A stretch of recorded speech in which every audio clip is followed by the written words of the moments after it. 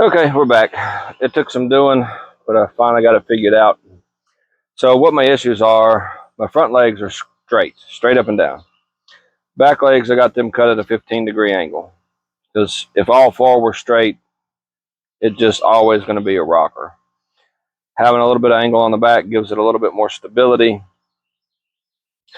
But me and angles, we still struggle. So what I wound up doing is taking this over to the deck, which I know is flat.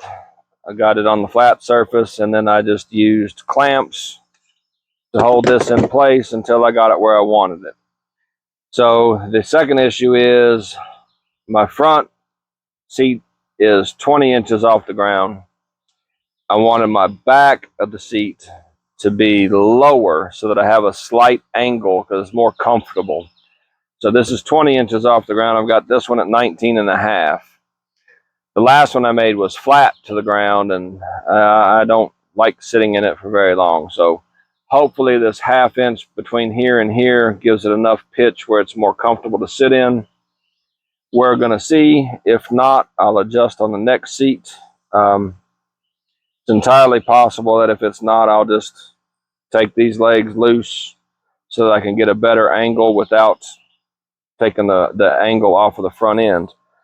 But if I do that, it means that my front of my seat won't be flush with my front legs anymore. They'll have a tilt so that the bottom of the seat piece will be flush with the front of the legs, but the top of the seat will actually be recessed a little bit if I have to go that route. So, but anyway, I've got everything measured out. It's all looking pretty decent.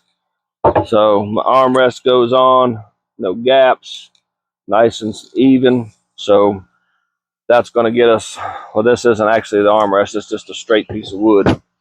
I'll get to armrests later on, but for right now, what I need to do is finish getting these two legs anchored in.